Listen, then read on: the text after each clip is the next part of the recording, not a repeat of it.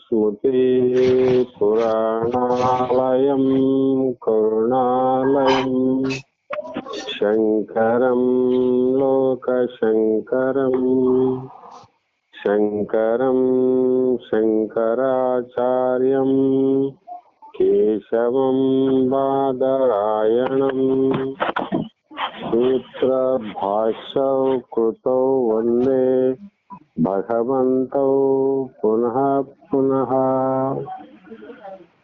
ಶ್ರೀ ಜಗದ್ಗುರು ಸಿದ್ಧಾರೂಢ ಮಹಾಸ್ವಾಮಿಗಳ ಪಾದ ಪದ್ಮಗಳಿಗೂ ಆರೂಢ ಜ್ಯೋತಿ ಶಿವಪುತ್ರ ಮಹಾಸ್ವಾಮಿಗಳ ಶ್ರೀ ಪಾದಕ್ಕೂ ಶ್ರೋತ್ರಿಯ ಬ್ರಹ್ಮನಿಷ್ಠ ಬ್ರಹ್ಮಲೀನ ಬಸವಾನಂದರ ಶ್ರೀ ಚರಣಕ್ಕೂ ಅನಂತ ದೀರ್ಘ ದಂಡ ಪ್ರಣಾಮಗಳನ್ನು ಸಮರ್ಪಿಸುತ್ತ ಈ ದಿನ ಶ್ರೀ ಶಂಕರ ಭಗವತ್ಪಾದರು ರಚಿಸಿದ್ದ ವಿವೇಕ ಚೂಡಾಮಣಿ ಎನ್ನುವ ಗ್ರಂಥದ 137ನೆಯ ಶ್ಲೋಕ ಇಂದಿನ ಆಧಾರದ ವಿಷಯವಾಗಿದ್ದು, ಈ ಒಂದು ಜನನ ಮರಣ ರಹಿತನಾದಂತ ಸಕಲಕ್ಕೂ ಸಾಕ್ಷಿಭೂತನಾದಂತ ಸದಾಕಾಲ ಅರಿವಿನಿಂದ ಕೂಡಿದಂತ ಆತ್ಮನಿಗೆ ಈ ರೀತಿ ಭ್ರಾಂತಿ ಭ್ರಮೆ ಅಜ್ಞಾನ ಆಗಲಿಕ್ಕೆ ಕಾರಣ ಏನು, ಆದ್ರೆ ಹೇಗೆ ಆಯಿತು ಅಂತ ಮಾತನ್ನ ಈ ಆಚಾರ್ಯರು ಈ ಶ್ಲೋಕದಲ್ಲಿ ಆತ್ಮ ಅನ್ಯಾಮಿತಿ ಮತಿರ್ಬಂಧ ಯೇಷು ಹಸ್ಯ ಪುಂಷ ಪ್ರಾಪ್ತೋ ಅಜ್ಞಾನ ಜನನ ಮರಣ ಕ್ಲೇಶ ಸಂಪಾದೇತು ವಾಯುಂ ಅಪೂರಿದಂ ಅಸತ್ಯತ ಮಿಥ್ಯಾತ್ವ ಬುದ್ಧಿ ಪುಷ್ಯತ್ತು ಕ್ಷತೇವತಿ ವಿಷಯೀ ಸಂಭೂತಿ ಕೋಶ ಕೃಧತ್ವ ಅನ್ನುವಂತ ಮಾತನ್ನ ಹೇಳ್ತಾರೆ. ಅತ್ರ ಅನಾತ್ಮನೇ ಎಂದು ಅಂದರೆ ಯಾವುದು ಅನಾತ್ಮ ಇದೆಯೋ ಆ ಅನಾತ್ಮದೇ ಒಂದು ಅಹಂ ಇತಿ ನಾನು ಎಂಬುವ ಮತಿ ಅಂದ್ರೆ ಬುದ್ಧಿಯ ಬಂಧವು ಜನನ ಮರಣ ಕ್ಲೇಶ ಸಂಪಾತ ಹೇತು ಈ ತೋರುವಂತ ಕಾಣುವಂತ ಜನನ ಮರಣಗಳೆಂಬ ಅವಿದ್ಯ ಅಸ್ಮಿತೆ ರಾಗ ದ್ವೇಷ ಅನ್ನುವಂತ ಪಂಚ ಕ್ಲೇಶಗಳ ಹೊಡೆತಕ್ಕೆ ಕಾರಣವಾದ ಇದು ಯಾವುದ್ರಿ ಅಹಮ್ಮು. ಇದು ಅಶ್ಯ ಪುಂಷ ಅಂದ್ರೆ ಈ ಮನುಷ್ಯನಿಗೆ ಅಜ್ಞಾನ ಅಂತಂದ್ರೆ ಅಜ್ಞಾನದಿಂದ ಪ್ರಾಪ್ತವಾಗಿದೆ, ಸಂಭವಿಸಿದೆ. ಇದು ಅಧ್ಯಾಸ. ಭ್ರಾಂತಿ ಹೇಗಾಯ್ತು, ಅಧ್ಯಾಸ ಹೇಗಾಯ್ತು ಅಂದ್ರೆ ಇದಕ್ಕೆಲ್ಲ ಕಾರಣ ಮುಖ್ಯವಾದದ್ದು ಅಜ್ಞಾನ. ಅಜ್ಞಾನದಿಂದ ಸಂಭವಿಸಿದೆ. ಕಾರಣ ಶರೀರವೇ ಮೊದಲಾದ ಶರೀರ ಮೊದಲು ಮಾಡಿಕೊಂಡು ಈ ಶರೀರದಲ್ಲಿ ಇರುವಂತ ಕರ್ಮೇಂದ್ರಿಯಗಳು ಜ್ಞಾನೇಂದ್ರಿಯಗಳು ಪಂಚ ಪ್ರಾಣಗಳು ಪಂಚ ವಿಷಯಗಳು ಮತ್ತು ಕಾಣದೇ ಇರುವಂತ ಸೂಕ್ಷ್ಮವಾಗಿರುವಂತ ಮನ ಬುದ್ಧಿ ಅಹಂಕಾರ, ಇವೆಲ್ಲವೂ ಅನಾತ್ಮ ವಸ್ತು ಅಂತ. ಇವು ಆತ್ಮ ಅಲ್ಲಲ್ಲಮ್ಮ. ಈ ಆತ್ಮ ಅಲ್ಲದಂತ ಅನಾತ್ಮ ವಸ್ತುವಿನಲ್ಲಿ ನಾನು ಎಂಬ ಬುದ್ಧಿಯೇ ಬಂಧ. ಶರೀರ ನಾನು, ಕೈ ನಾನು, ಕಾಲು ನಾನು, ಕಣ್ಣು ನಾನು, ಕಿವಿ ನಾನು, ಮನಸ್ಸು ನಾನು, ಬುದ್ಧಿ ನಾನು, ಚಿತ್ತ ನಾನು ಅನ್ನುವಂತ ಈ ಬುದ್ಧಿ ಏನಂದ್ರೆ ಈ ಬುದ್ಧಿಯೇ ನಮಗೆ ಬಂಧನವಾಗಿ ಇದರಿಂದ ಜನನ ಮರಣಗಳೆಂಬ ಕ್ಲೇಶಗಳ ಹೊಡೆತಕ್ಕೆ. ಇವು ಹೊಡೆತ ನೋಡಮ್ಮ. ಹೊಡೆತ ಅಂದ್ರೆ ಕಷ್ಟಗಳಂತ. ಜನನ ಆಗುವಾಗ ಕಷ್ಟ, ಮರಣಗಳ ಕಷ್ಟ. ಈ ಹೊಡೆತಕ್ಕೆ ಕಷ್ಟಕ್ಕೆ ಕಾರಣವಾದ ಈ ಬಂಧವು ಮನುಷ್ಯನಿಗೆ ಯಾವುದರಿಂದ ಪ್ರಾಪ್ತಿ ಆಯಿತು ಅಂದರೆ ಅಜ್ಞಾನದಿಂದ ಸಂಭವಿಸಿದಂತ ಕಾರ್ಯ.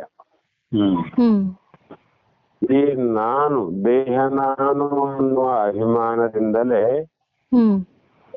ಇವನು ಅಸತ್ಯವಾದ ಕರುವನ್ನ ಸತ್ಯವೆಂದು ಭಾವಿಸಿಕೊಂಡು ಪ್ರತ್ಯಕ್ಷ ಇದು ಅಸತ್ಯ ಅದ. ಪ್ರತ್ಯಕ್ಷ ಇದು ನಾಶ ಆಗ್ತದ. ಎಲ್ಲರ ಶರೀರಗಳು ನಾಶ ಆಗುವಂತ ಶರೀರಗಳೇ. ಆದರೆ ಈ ಶರೀರವನ್ನ ಸತ್ಯ ಅಂತ ನಾವು ನಂಬಿದ ಕಾರಣ ಅಷ್ಟೇ ಅಲ್ಲದೆ ಆ ಶರೀರವೇ ನಾನು ಎಂಬ ಬುದ್ಧಿಯಿಂದ ಇಲ್ಲಿ ಪ್ರಮಾಣ ಏನ್ ಹೇಳ್ತಾರಂದ್ರೆ ಕೋಶ ಕೃದತ್ವ ತಂತುವೇ ಕೋಶ ಕೃದತ್ವ ವಿಷಯ ಪುಷ್ಯತಿ ಮೋಕ್ಷತಿ ಅಂತ ಅವತಿ ಅಂತ ಹೇಳಿದ್ರು. ಅಂದ್ರೆ ಯಾವುದೇ ಒಂದು ರೇಷ್ಮೆಯ ಹುಳ ಅನ್ನುವಂಥದ್ದು ಇರ್ತದ್ರಿ. ಅದಕ್ಕಿಂತ ಮುಂಚಿತವಾಗಿ ಕೆಲವು ವಿಚಾರವನ್ನು ಮಾಡಿದಾಗ ನಾನು ಬಹಳ ಗೊಂದಲದಲ್ಲಿ ಬಿದ್ದಿರುವ ಭ್ರಾಂತಿ ವ್ಯಕ್ತಿ. ನಮ್ಮಲ್ಲಿ ಬಹಳ ಗೊಂದಲಗಳಾವ. ನಮ್ಮ ಆತ್ಮ ಬಗ್ಗೆ ಗೊಂದಲ ಅದ, ಮಾಯೆ ಬಗ್ಗೆ ಗೊಂದಲ ಅದ, ಶರೀರ ಬಗ್ಗೆ ಸತ್ಯ ಸತ್ಯ ಅಂತ ಗೊಂದಲ ಅದ. ಈ ಜನನ ಮರಣದಲ್ಲಿಯೂ ಕೂಡ ಬಹಳ ಗೊಂದಲ ಅದ ಜಗತ್ತಿಗೆ. ಅದಕ್ಕಾಗಿ ಮರಣದಿಂದ ಪಾರಾಗಬಹುದೇನು ಅನ್ನುವಂತ ಪ್ರಯತ್ನಕ್ಕಾಗಿ ಮನುಷ್ಯ ಮರಣ ಕಾಲದಲ್ಲಿ ನಾನು ಉಳಿದರೆ ಸಾಕು, ಎಲ್ಲವೂ ಹೋದರೂ ಪರವಾಗಿಲ್ಲಂತ ಆತ ಬದುಕುವುದಕ್ಕಾಗಿ ಪ್ರಯತ್ನ ಮಾಡ್ತಾನ. ಅಂದ್ರೆ ಇದು ಕೂಡ ಮರಣ ಅನ್ನುವಂಥದ್ದು, ಜನನ ಅನ್ನುವಂಥದ್ದು, ಇದರಲ್ಲಿ ಕೂಡ ನಮಗ ಭ್ರಾಂತಿ ಇದೆ. ಇದು ಅಜ್ಞಾನ ಅಲ್ಲಮ್ಮ. ಸಾಯುವಂತ ಮರಣವಾಗುವಂತ ನಾಶವಾಗುವಂತ ಶರೀರವನ್ನ ನಾಶ ಆಗಲಾರದಂತೆ ಕಾಪಾಡಬೇಕು ಅನ್ನುವಂತ ಪ್ರಯತ್ನ ಮಾಡುತ್ತಾನೆ. ಇದು ಕೂಡ ಒಂದು ಅಜ್ಞಾನದ ಕಾರ್ಯ ಅಂತ. ಮತ್ತೆ ಒಂದೊಂದು ಸಲ ಬಹಳ ಸರಳ ಸೌಜನ್ಯವುಳ್ಳ ಸಾಧುವನಂತೆ ತೋರುತ್ತೇವೆ, ಮತ್ತೊಂದು ಸಲ ಕ್ರೂರ ಕರಾಳ ರಾಕ್ಷಸನಂತೆ ವರ್ತಿಸುತ್ತೇನೆ. ನನ್ನ ಮನಸ್ಸು ಎಲ್ಲಿಲ್ಲದ ಆಶೆಗಳನ್ನ ತಂದು ಒಡ್ಡುತ್ತದೆ. ಇವೆಲ್ಲ ನಮ್ಮಲ್ಲಿ ಆಗುವಂತ ವೃತ್ತಿಗಳು. ಈ ಎಲ್ಲವನ್ನ ತೃಪ್ತಿಪಡಿಸಲು ಪಡಬಾರದ ಕಷ್ಟಗಳನ್ನ ನಾನು ಅನುಭವಿಸುತ್ತೇನೆ. ಹೌದಿಲ್ಲಮ್ಮ? ಮನಸ್ಸು ಕ್ರೂರವಾಯಿತು, ಹ್ಮ್ ಬಹಳ ಅದಕ್ಕ ಬುದ್ಧಿ ಭ್ರಮಣ ಆಯ್ತು. ಹ್ಮ್ ಮನಸ್ಸಿಗೆ ಬಂದಂತೆ ವರ್ತನೆ ಯಾವಾಗ ಪ್ರಾರಂಭವಾಯ್ತು ಅಂದ್ರೆ ಹ್ಮ್ ಆ ಮನಸ್ಸು ಎಲ್ಲಿಲ್ಲದ ಆಶೆಗಳನ್ನ ತರ್ತದೆ. ಹ್ಮ್ ಆ ಆಶೆಗಳನ್ನ ತೃಪ್ತಿಪಡಿಸೋದಕ್ಕೋಸ್ಕರ ಪಡಬಾರದ ಕಷ್ಟಗಳನ್ನ ಹ್ಮ್ ನಾವು ಪಡುತ್ತೇವೆ ಅಂತ ಅರ್ಥ. ಹ್ಮ್ ಇದರಿಂದ ಏನು ಆಗುತ್ತದೆ ಎಂಬುದೇ ಪರಿಜ್ಞಾನ ನನಗಿದೆ. ಹ್ಮ್ ತಪ್ಪಿಸಿಕೊಳ್ಳಲು ನನಗೆ ಅಸಾಧ್ಯವಾಗಿ ತೋರುತ್ತದೆ. ಹ್ಮ್ ಏಕೆ ಈ ರೀತಿಯ ಹ್ಮ್ ನಾನು ಅತ್ಯಂತ ಅಸಹಾಯಕ ಪರಿಸ್ಥಿತಿಯಲ್ಲಿ ಇದ್ದೇನೆ. ಹ್ಮ್ ನಾನು ಅಸಹಾಯಕನಾಗಿದ್ದೇನೆ. ಹ್ಮ್ ನಾನು ಯಾವುದನ್ನು ಶಾಂತಿಯನ್ನ ಸಮಾಧಾನವನ್ನ ಪಡೆಯಲಿಕ್ಕೆ ಹ್ಮ್ ಇರುವಂತ ಪರಿಸ್ಥಿತಿಯಲ್ಲಿ ನಾನಿದ್ದೇನೆ.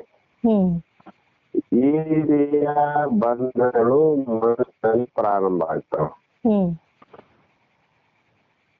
ಮತ್ತೆ ಯೋಚನೆಗಳು ನಮ್ಮ ಅಂತರಂಗನ್ನೇ ನಾವು ವಿಶ್ಲೇಷಿಸಿಕೊಂಡಾಗ ಹ್ಮ್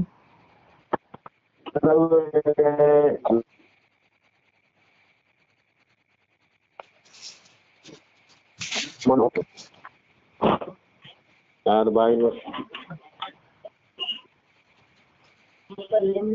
ಚಾಕ್ಲೇಟ್ ಬೂಸ್ಟ್ ಕೊಡಿ ಅಂಗಡಿ ಹಾ ಹಾ ಇನ್ನ ಸಾಮಾನ್ ಆಯ್ತು ಆಯ್ತು ಎರಡು ಐಟಮ್ ಬ್ಯಾಗ್ ಸರಿ.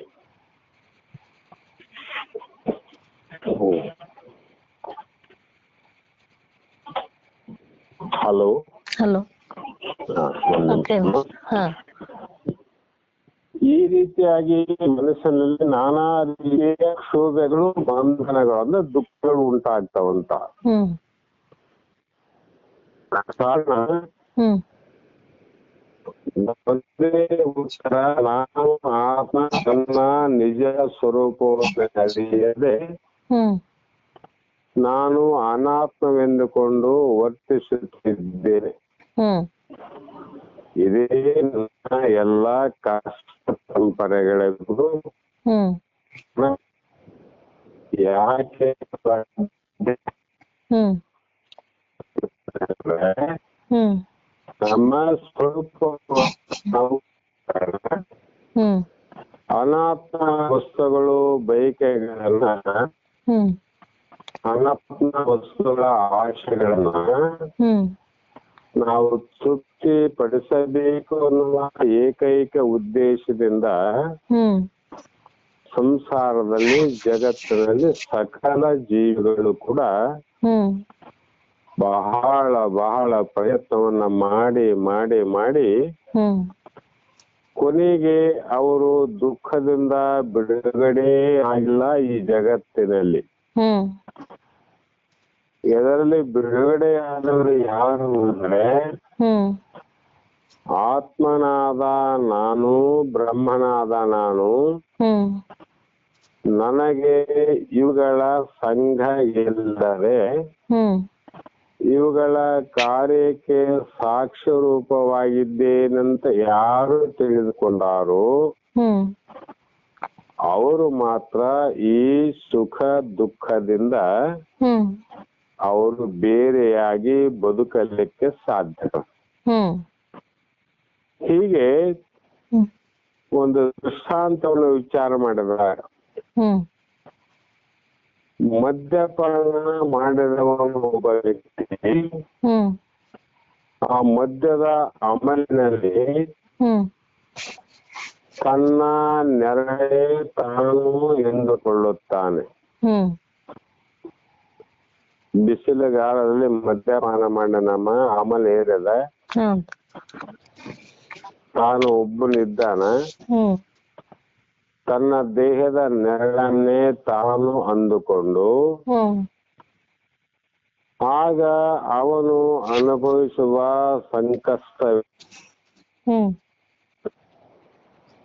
ತಾನೇ ರಸ್ತೆ ಮೇಲೆ ಬಿದ್ದಿರುವೆಂದುಕೊಳ್ಳುತ್ತಾನೆ. ಎಲ್ಲಾ ವಾಹನಗಳು ತನ್ನ ಮೇಲೆ ಹರಿದು ಹೋಗುತ್ತವೆ. ಪಾದಚಾರಿಗಳು ತನ್ನ ತುಳಿದುಕೊಂಡು ಹೋಗುತ್ತಿದ್ದಾರೆ. ತನಗೆ ಏಳಲಿಕ್ಕೆ ಸಾಧ್ಯವಾಗುತ್ತಿಲ್ಲ. ಯಾರೋ ರಸ್ತೆಯ ಬದಿಗೆ ತನ್ನನ್ನು ಎಳೆದು ಹಾಕುತ್ತಾರೆ. ಈಗ ತನ್ನ ತಲೆ ಮೂರಿಯ ಕೊಚ್ಚೆಯಲ್ಲಿ ಹುದುಗಿಕೊಂಡಿದೆ. ತಾವು ಅದನ್ನು ಕಾಣುತ್ತಿದ್ದರು. ಅಸಹಾಯಕನಾಗಿ ವಿಳಿ ಒದ್ದಾಡುತ್ತಿರುವಂತೆ ಕಾರಣ ತನ್ನ ನೆರಳನ್ನು ತಾನೆಂದು ಭ್ರಮಿಸಿದ ಕುಡುಕರೆ. ಇದು ಅರ್ಥ ಆಯ್ತಮ್ಮ? ಮಧ್ಯೆ ಪಾನ ಮಾಡಿ ಬಿದ್ದಾನ. ಆದ್ರೆ ತಾನು ನೆರಳು ಬಿದ್ದಿದೆ, ಅದ್ರ ಜೊತೆಯಲ್ಲಿ ನೆರಳು ಬಿದ್ದಿದೆ. ಆ ನೆರಳಿನ ಮೇಲೆ ಯಾರಾದ್ರೂ ತುಳಿತಾ ಹೋಗ್ತಾರ ನೋಡ್ರಿ. ಆಮೇಲೆ ಆ ನೆರಳಿನ ಮೇಲೆ ವಾಹನಗಳು ಓಡಾಡ್ತಾವ. ಆ ನೆರಳಿನ ಮೇಲೆ ಒಂದು ನೀರಿದ್ದಾಗ ಪ್ರತಿಬಿಂಬ ನೀರಲ್ಲಿ ಬಿತ್ತದ. ಈ ಎಲ್ಲಾ ಪರಿಣಾಮಗಳು ಅವನ ಕಣ್ಣಿನಲ್ಲಿ ಅವನು ನೋಡುತ್ತಲಿದ್ದರೂ ಕೂಡ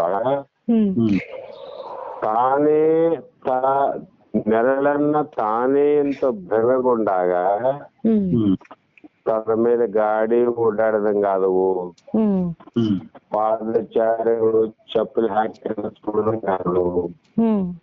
ಇನ್ನೊಬ್ರು ಯಾರೋ ಸ್ವಲ್ಪ ಉಗುಳಿದ್ರು. ಇವೆಲ್ಲವೂ ಕೂಡ ನನಗೆ ಆಗುತ್ತವೆ ಅಂತ ಅವನು ತಿಳ್ಕೊಂಡ. ಕಾರಣ ದೇಹವೇ ಬೇರೆ ನೆರಳೇ ಬೇರೆ ಅಂತ ಅವನಿಗೆ ವಿಚಾರ ಬಂದಿಲ್ಲ. ಹೌದಿಲ್ಲಮ್ಮ? ಸಾಮಾನ್ಯವಾಗಿ ತಿಳಿಯುವಾಗ ಹೇಳ್ಬೇಕಾದ್ರೆ ಸಣ್ಣ ಮಕ್ಕಳಿಗೆ ಅಲ್ಲಿ ನಿಲ್ಲಿಸಿ ಅವರ ಮುಂದ ಅವರದೇ ದೇಹದ ಒಂದು ನೆರಳು ಬೀಳ್ತಾವ. ನೆರಳು ಬಿದ್ದಾಗ ಆ ಮಕ್ಕಳಿಗೆ ಹೇಳಬೇಕು, ಇದು ನೋಡು ಅಂದ್ರೆ ಆ ದೇಹ ಹೇಗೆ ವರ್ತನೆ ಮಾಡ್ತದ ಆ ನೆರಳು ಕೂಡ ಅದೇ ಪ್ರಕಾರ ವರ್ತನೆ ಮಾಡ್ತದ. ಇವನ ಕೈ ಎತ್ತಿದ್ರೆ ಅದು ಕೂಡ ಕೈ ಎತ್ತಿದಂಗೆ ಕಾಣ್ತದ. ಇವನು ಸ್ವಲ್ಪ ಕೂತ್ರೆ ಅದು ಕೂಡ ಕೂತಂಗ ಆಗ್ತದ. ಇವನು ಮಲಗಿದರೆ ಆ ನೆರಳು ಮಲಗಿದಂಗ ಆಗ್ತದ. ಇವನು ಎದ್ದ ತಕ್ಷಣ ಅದು ಕೂಡ ಮಲಗಿದ್ದು ಎದ್ದಂಗ ಆಗ್ತದ. ಆದರೆ ತಾನು ಬೇರೆ ನೆರಳು ಬೇರೆ.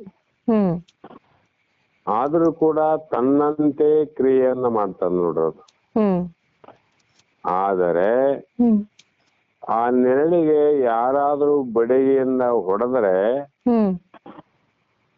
ಈ ಬಿಂಬವಾದ ದೇಹಕ್ಕ ಅದರ ಬಾಧೆ ಆಗೋದಿಲ್ಲ, ಪೆಟ್ಟಾಗಲ್ಲ.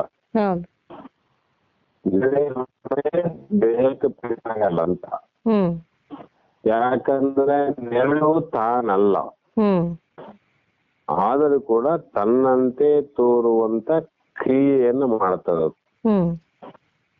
ಹೀಗೆ ಆ ತಿಳ್ಕೊಂಡ ಕಾರಣ ಹಿಂಸೆ ಅನುಭವಿಸ್ತಾರ. ನನಗೆ ಯಾರೋ ಹೊಡಿತಾರ, ನನಗೆ ಯಾರೋ ತುಳಿತಾರ, ನನಗೆ ಯಾರೋ ಬಡಿತಾರ ಅನ್ನುವಂತ ಹಿಂಸೆಗೆ ಒಳಗಾಗ್ತಾನ. ಅಮಲಿನಲ್ಲಿದ್ದಂತ ಮದ್ಯವನ್ನ ಸೇವಿಸಿದಂತ ವ್ಯಕ್ತಿ. ಇದು ದೃಷ್ಟಾಂತ. ಈಗ ದೃಷ್ಟಾಂತದಲ್ಲಿ ನಮಗೆ ಭ್ರಾಂತಿ, ನಮ್ಮ ಭ್ರಾಂತಿ, ಆ ಭ್ರಾಂತಿಯಿಂದ ಪ್ರಾಪ್ತವಾಗಿರುವ ಸಂಕಟಗಳೆಲ್ಲ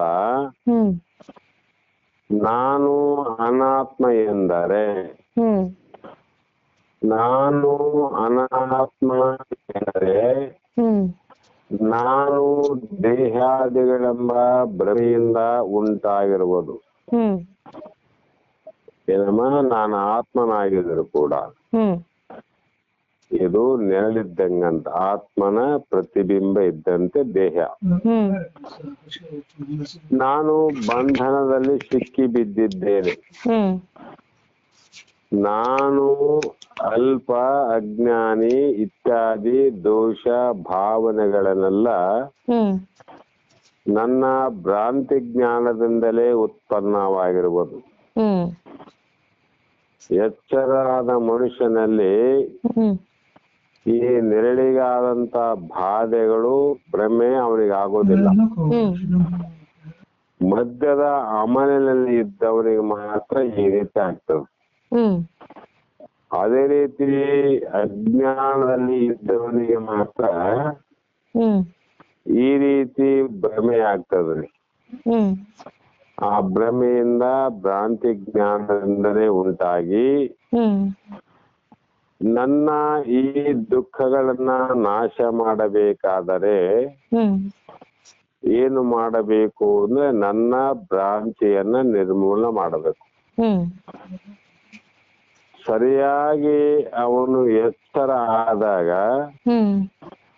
ಅವನಿಗೆ ಯಾವ ರೀತಿಯ ತನ್ನ ಪ್ರತಿಬಿಂಬದ ನೆರಳಿನಿಂದ ಆದಂತ ದುಃಖ ಎಲ್ಲವೂ ಮರೆಯಾಗುತ್ತವೆಯೋ.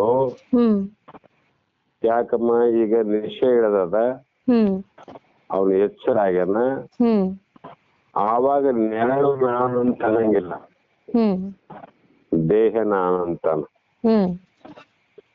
ಅದೇ ರೀತಿ ಇಲ್ಲಿ ಕೂಡ ಆತ್ಮ ನಾನು ಅಂತ ಜ್ಞಾನ ಆದ ಮೇಲೆ ಹೇಳ್ತಾನೆ ವಿನಃ ಅಜ್ಞಾನದಲ್ಲಿ ಇದ್ದಾಗ ದೇಹವೇ ನಾನು. ಆ ರೀತಿ ತಿಳಿದುಕೊಂಡಾಗ ಅನಾತ್ಮ ಸಂಬಂಧ ಆಗ್ತದೆ.